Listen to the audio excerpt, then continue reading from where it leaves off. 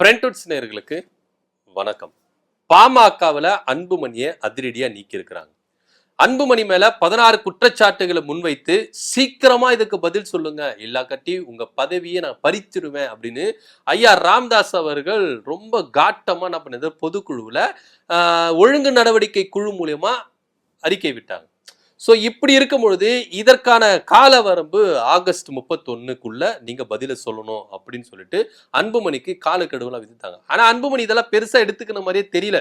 அடா போப்பா நம்ம அப்பதான்ப்பா அப்படின்னு சொல்லிட்டு என்ன பண்ணிட்டாரு, அதெல்லாம் அவர் துணிஞ்சு எடுக்க மாட்டாரு. அவரை பத்தி எனக்கு தெரியும். அதனால இந்த விவகாரத்தை இப்படியே விட்டுட்டு தன்னுடைய நடைப்பயணத்துல போக்கஸ்ட வச்சு என்ன பண்ணாரு, மக்களை சந்திச்சுட்டு வந்தாரு அன்புமணி அவர்கள். ஆனா இப்போ பாமக நடக்கிற சூழ்நிலையிலேயே வேற மாதிரி இருக்கு. திடீர்னு என்ன பண்ணிட்டாரு, ரொம்ப நாளாவே பேசப்பட்டிருந்த இந்த இரண்டாவது திருமண விவகாரத்தை திடீர்னு வைரல் ஆகி வெப்சைட்ல சோசியல் மீடியால இந்த போட்டோவை போட்டு ரொம்ப வைரலாவே என்ன பண்ணிட்டு பேசப்பட்டது. இதற்கும் அன்புமணி பின்னாடி இயக்குகிறார் அப்படின்ற ஒரு கருத்து இங்க முன்வைக்கப்படுது.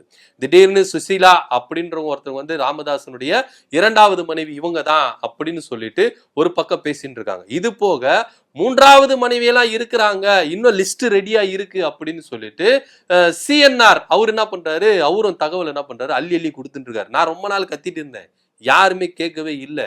இப்பதான் மீடியாக்கள் என்ன பண்றாங்க, இரண்டாவது மனைவி பத்தி பேசுறாங்க. அவருக்கு இரண்டாவது மனைவி இல்லப்பா, மூன்றாவது மனைவி, நான்காவது மனைவி, இன்னும் லிஸ்ட் நீண்டிட்டே இருக்கு, ஒவ்வொன்றத்தை நான் ரிலீஸ் பண்றேன் அப்படின்னு சொல்லிட்டு சிஎன்ஆர் ராமமூர்த்தி என்ன பண்றாரு, நிறைய மீடியாக்கள்ல பேசி தகவல் என்ன பண்றாரு, கொடுத்துட்டே இருக்கிறார். ஒரு வகையில அவருக்கும் சந்தோஷம் தான். இப்பனா எல்லாருக்கும் இது எக்ஸ்டாப்ளிஷ் ஆகுது. நான் ரொம்ப வருஷமா கத்திட்டு இருக்கேன், அவருக்கு இரண்டாவது மனைவி இருக்கு, ராமதாஸ் நல்லவர் கிடையாது அப்படின்னு சொல்லிட்டு இருக்கேன். ஆனா இப்பதான் எல்லாரும் என்ன பண்றீங்க, புரிஞ்சுக்கினீங்க அப்படின்னு சொல்லிட்டு சிஎன்ஆர் ராமமூர்த்தி என்ன பண்றாரு சொல்லிட்டு இருக்காரு. இது ஒரு புறம் இருக்கட்டும். இப்போ அதிரடியா ஒரு அடையாள அட்டையை என்ன பண்ணிருக்காங்க, கொடுத்திருக்காங்க. பாமகவுடைய மெம்பர்ஷிப் கார்டு என்ன பண்ணிருக்காங்க, வெளியிட்டு இருக்காங்க. அதுல அவங்க தலைவர், கொள்கை தலைவர்கள் போட்டோ எல்லாம் போட்டிருக்கிறாங்க. கீழே அன்புமணி போட்டோவை தவிர்த்துட்டு ஐயா ராமதாஸ் போட்டோ மட்டும் நிறுவனர் அண்ட் தலைவர் அப்படின்னு சொல்லிட்டு போட்டிருக்காங்க. ஏன்னா இதுக்கு முன்னாடி இருந்த அந்த அடையாள அட்டையில அன்புமணி போட்டோவும் இருக்கும், ஐயா ராமதாஸ் போட்டோவும் இருக்கும். ஆனா இப்போ அன்புமணி போட்டோவை தவிர்த்துட்டு ஐயா ராமதாஸ் போட்டோ மட்டும் தான் இருக்குது. இது புதுசா உருவாக்கப்பட்ட உறுப்பினர் கார்டு அப்படின்னு சொல்லிட்டு இது வெப்சைட்ல வைரலா என்ன பண்ணிருக்கு, பரவிட்டு இருக்கு. இது போக இப்போ last and final chance, September 10 வரைக்கும் தான் அன்புமணிக்கு டைம். இந்த 10 அவர் இந்த 16 கேள்விக்கும் அவர் பதில் சொல்லி ஆகணும். இல்லையா அவர் மேல ஒழுங்கு நடவடிக்கை குழு அதிரடியான ஒரு முடிவு எடுப்பாங்க. அதாவது தலைவர் பதவியை பறிச்சிருவாங்க. கிட்டத்தட்ட ஆல்மோஸ்ட் பறிச்சிட்டாங்க. பட் இருந்தாலும் இதை பொதுவா வெளி உலகத்துக்கு சொல்லாம கொஞ்சம் டைம் கொடுத்து பாக்குறாங்க. அடுத்ததா ஐயா ராமதாஸ் தன்னுடைய மகள் காந்திமதியை கொண்டு நிப்பாட்டுறதுக்கு தயாராயிட்டாரு. அதற்கான பேப்பர் ஒர்க்ஸ் எல்லாமே என்ன பண்ணிருக்கு, நடந்துட்டு இருக்கு. இதனிடையில தான் சீலிடப்பட்ட ஒரு கவர்ல அன்புமணியை பத்திய எல்லா டாக்குமெண்ட்டும், எல்லா அந்த பதவி பறிப்பு எல்லாருடைய பேப்பர்ஸும் அதுக்குள்ள இருக்குது அப்படின்னு சொல்றாங்க. ஆல்மோஸ்ட் அவருடைய பதவி நீக்கிட்டாங்க. ஆனா இருந்தாலும் கொஞ்சம் சான்ஸ் கொடுத்து பார்க்கலாம். செப்டம்பர் 10 வரைக்கும் அவர் தரப்புல இருந்து எதனா பதிலடி கொடுத்தா அதுக்கேற்ற மாதிரி நம்ம இதை பரிசீலிக்கலாம் அப்படின்னு சொல்லிட்டு தான் இப்போதைக்கு ஸ்டாப் பண்ணி வச்சிருக்காங்க. அட் சேம் டைம் தன்னுடைய சம்பந்தியும் அக்காவுமான காந்திமதியும் அந்த தலைமை பதவிக்கு கொண்டு இங்க காந்திமதிய அன்புமணி இடத்துல நின்று ஃபில் பண்ணி வச்சுக்கலாம் அப்படின்னு சொல்லிட்டு ஐயா ராமதாஸ் அவர்கள் என்ன பண்றாரு, முயற்சிக்கிறாரு அப்படின்ற ஒரு தகவலும் இங்க முன்வைக்கப்படுது. ஒருவேளை ஏன்னா இது அங்கீகரிக்கப்படாத ஒரு அரசியல் கட்சியா இருக்கு. இவங்களுக்குன்னு மாநில அந்தஸ்து இருந்தது. ஆனா இப்போ இந்த கட்சிக்கு மாநில கட்சி அப்படின்ற அந்தஸ்து இல்ல. இது தேர்தல் ஆணையத்துக்கு போகுமானா, தேர்தல் ஆணையத்துக்கு போனாலும் இது செல்லுபடி ஆகாது அப்படின்னு சட்ட வல்லுநர்கள் என்ன பண்றாங்க சொல்றாங்க. சோ அதனால கோர்ட்டுக்கு தான் போவாங்க. கோர்ட்டுக்கு போய் யாரு பக்கம் கட்சி இருக்குது அப்படின்றத அங்கதான் டிசைட் பண்ணுவாங்க. இது தேர்தல் ஆணையத்துக்கு போனாலும் நிக்காது அப்படின்னு சட்ட வல்லுநர்கள் தெள்ள தெளிவா சொல்றாங்க. ஒருவேளை இது கோர்ட்டுக்கு போனா பாமக அப்படின்றது அன்புமணி கிட்ட வருமா இல்ல ராமதாஸ் கிட்ட வருமா அப்படின்ற ஒரு கோணத்துலதான் இங்க பார்க்கப்படுது. ஏன்னா இந்த கட்சி பாமகன்ற ஒரு கட்சியை உருவாக்குனதுல 100% ராமதாஸ் ஐயா அவர்களுக்கு உரிமை இருக்கு. ஏன்னா அன்புமணி அவர்கள் இடையில வந்தாரு.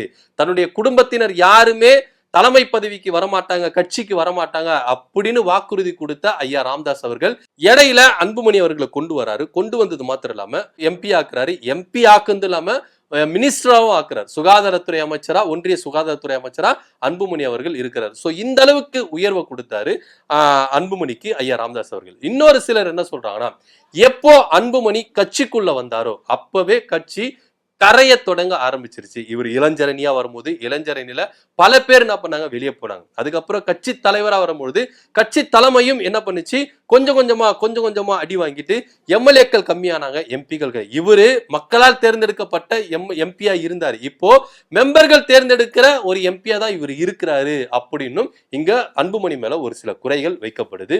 அது மாத்திரம் இல்லாம ஐயா ராமதாஸ் அவர்கள் என்ன சொல்றாரு, நான் இருக்கிற வரைக்கும் வாழ போறது கொஞ்ச நாள், நான் இருக்கிற வரைக்கும் நான் தலைவரா இருந்துட்டு போறேன், நான் போயிட்ட பிறகு இந்த கட்சி எல்லாமே அன்புமணிக்கு தானே, ஏன் பொறுமையா இருக்க மாட்டேங்கிறாரு அன்புமணி அப்படின்ற ஒரு கோணத்திலையும் ஐயா ராமதாஸ் அவருடைய ஆதரவாளர்கள் என்ன பண்றாங்க, பேசுகிறாங்க. என்னதான் இருந்தாலும் ஐயா ராமதாஸ் அவர்கள் ஒரே குறிக்கோள்ல தான் இருக்கிறார். செப்டம்பர் 10ஆம் தேதிக்குள்ள இந்த 16 கேள்விக்கும் முறையான ஒரு பதிலை கொடுத்துட்டு அவர் கட்சியில செயல் தலைவரா தான் இருக்கணும்.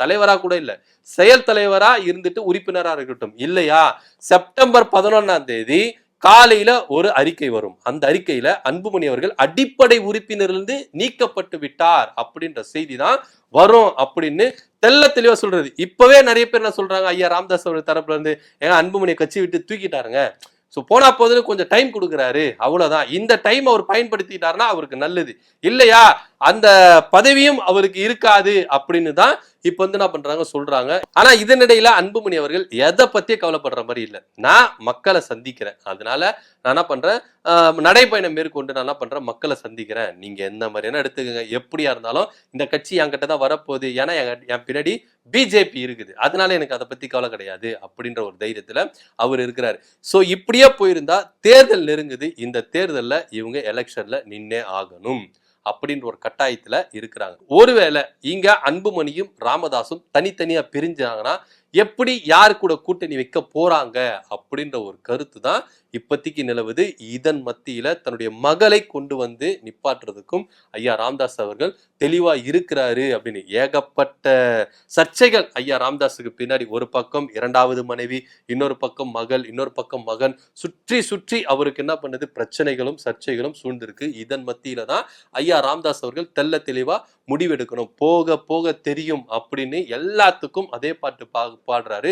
ஆனா ஒரு விதத்துல இவர் வந்து பாடிட்டே தான் இருக்கிறாரு.